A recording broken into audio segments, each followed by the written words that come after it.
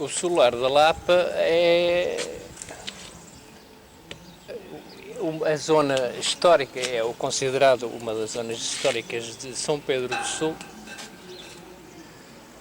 e no fundo representa uma época próspera da história de Portugal, uma das últimas épocas prósperas da história de Portugal, em que houve muita liquidez para fazer coisas. Não é? Estamos a falar essencialmente do século XVIII. O século XVIII, com o ouro do Brasil, já que tinha começado antes com o Dom João V, foi a época de excelência de construção em Portugal, em que grande parte do que se vê hoje, o que se entende por os solares, a arquitetura civil, os solares todos, grande parte dos solares portugueses foram construídos a partir dessa época.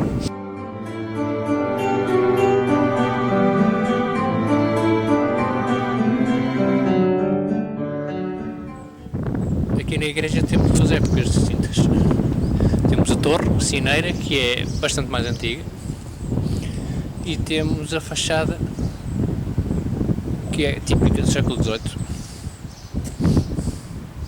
contemporânea, portanto, da fase mais recente aqui do Solar da Lapa e do palácio atrás.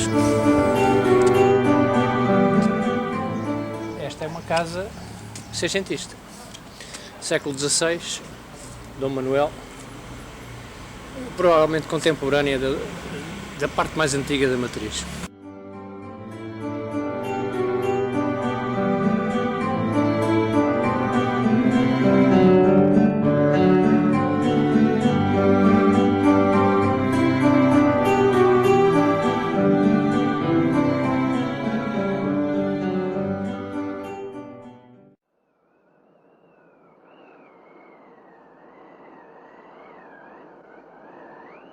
No! No! No! Por favor, no! No! No! Por favor, no!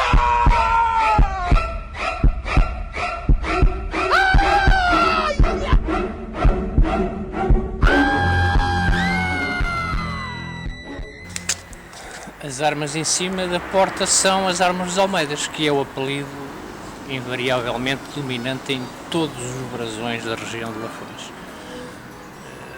porque está na origem, os Almeidas estão na origem das duas grandes casas senhoriais que se implantaram na Reconquista nesta zona, ambas Almeida, os Almeida Vasconcelos de Moçambiques, posteriormente barões de Moçambiques, condes da Lapa, e os senhores do banho Almeida Azevedo, os tais ligados à fundação da Companhia de Jesus. A família, este ramo que esteve na origem da construção deste edifício, resultou de uma união político-familiar entre essas duas grandes casas senhoriais no século XVI. Um filho do senhor da Casa da Cavalaria casou com uma filha do senhor de Moçambiques, ambos Almeida. E juntou o Azevedo ao Vasconcelos e deu origem ao apelido tradicional da casa, que é Almeida Azevedo Vasconcelos. O primeiro Diogo de uma série enorme que ainda perdura hoje, até mim, por exemplo, por 3 séculos, foi armoriado e o brasão podemos vê-lo ali embaixo. As fotografias da rainha que aparecem hoje em dia, vê-se que as armas não estavam ainda lá colocadas.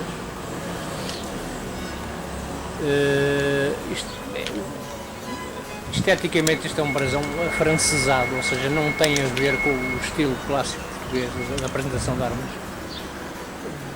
Tardio e com coroa de marquês, o que quer dizer que é posterior à promoção, no fundo, do anfitrião da rainha a marquês, que foi feita pelo próprio rei em 1894.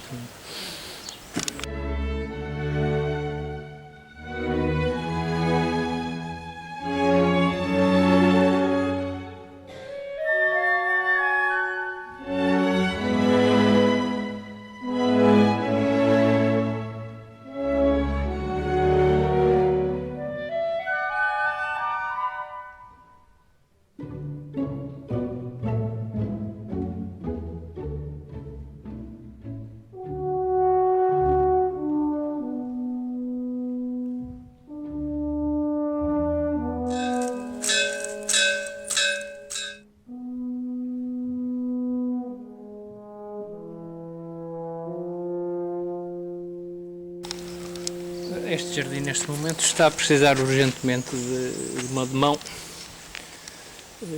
porque está numa época de transição. Agora a casa vai ser preparada para ser de novo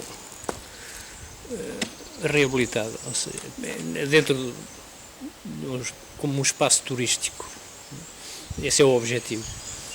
E uma das coisas que faria aqui falta seria repor a estrutura original da casa do século XVIII, retirando a marquise do século XIX, com as janelas de guilhotina, que foi feita para, no fundo, criar uma zona de circulação interior que a casa não tem.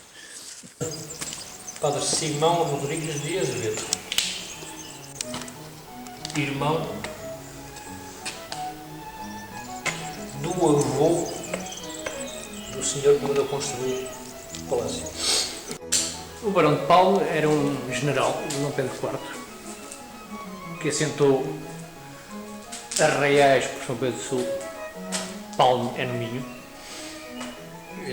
E 2 netos, teve uma filha única, e os 2 netos do general do Barão de Palme, o António Cardoso Muniz e a Ana Muniz, juntaram-se, uniram-se com as 2 principais famílias da vila na época. O António Cardoso Muniz casou com a representante dos condes de São Pedro do Sul, e a neta, Ana Muniz, casou com o meu bisavô Cristóvão Almeida Azevedo e Vasconcelos, filho do Marquês de Leiris.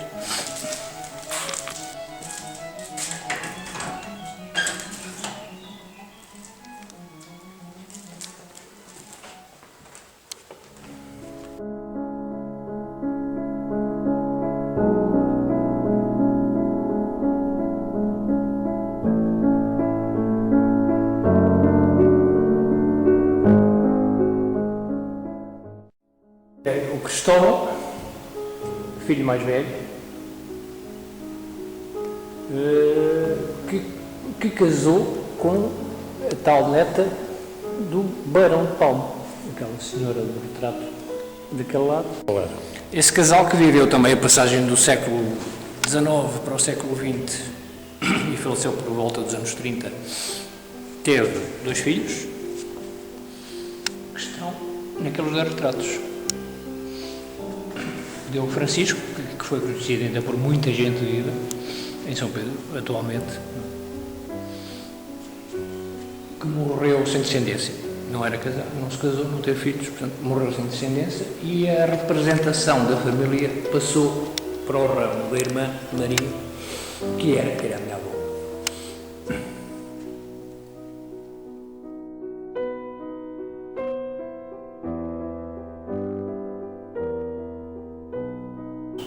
Estes 2 quadros pequenos foram pintados por o Albano Coutinho Porto Carreiro, que era o dono da Quinta da Comenda.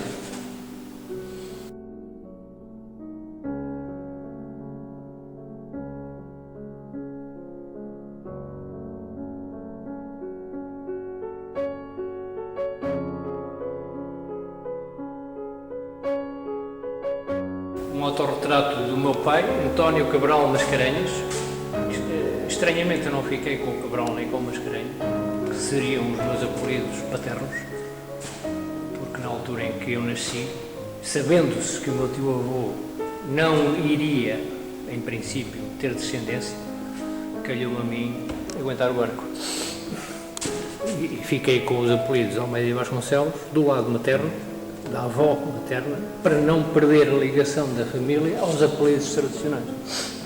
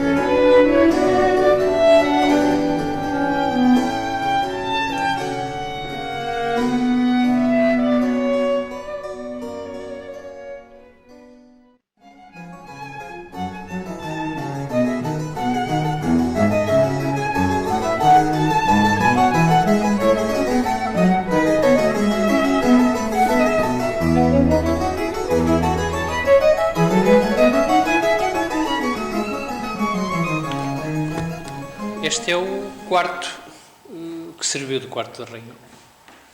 Durante os 2 anos em que ela esteve em São Pedro do Sul. Era um quarto com 2 alcovas atrás da parede do fundo, 2 divisões pequenas de serviço, com acesso para um corredor, e que trabalhava em conjunto com uma sala aqui do lado direito. No fundo era uma suíte de quarto e sala com 2 divisões, 3 divisões de serviço.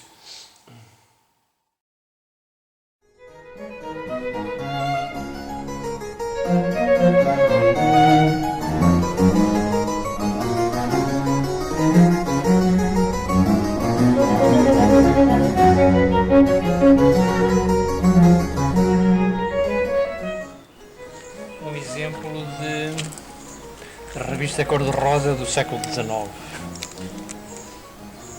Com as modas das senhoras, os anúncios.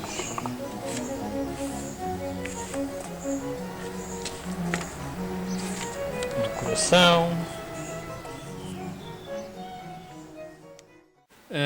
Portanto, nesta fachada vê-se a casa e a praça engalanada para a visita da rainha. Portanto, tratar-se-á de uma fotografia dos anos de 1894 ou 1895, com um mastro de bandeira sem o pavilhão real, o que quer dizer que a rainha não se encontrava em casa. O rei Dom Carlos, em 1894, na véspera de se ir embora, que ele só cá esteve nessa altura em casa de um dia para o outro, e portanto está na sacada do primeiro andar, no salão azul, a receber os cumprimentos dos militares, da população, dos políticos, que o saúdam cá embaixo do lado esquerdo. Neste convite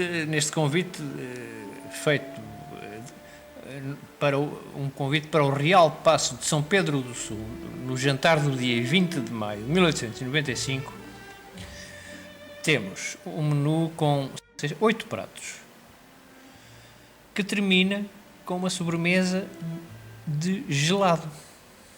Considerando que estamos a falar do século XIX,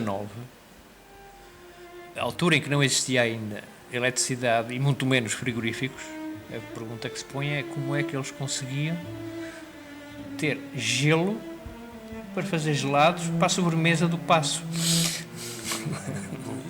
E qual era a solução? O que é que se conseguia? A solução era muito difícil, ou seja, era tão difícil que o gelo era nessa altura considerado um bem de luxo, porque de difícil confecção e conservação.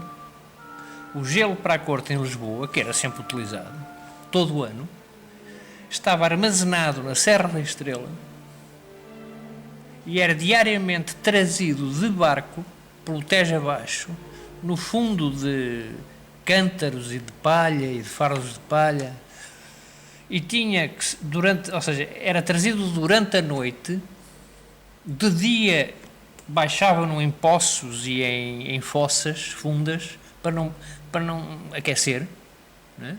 À noite voltavam a retirar, era embarcado de novo, de maneira a que pudesse chegar ainda algum para ser servido nas emendas do Paço.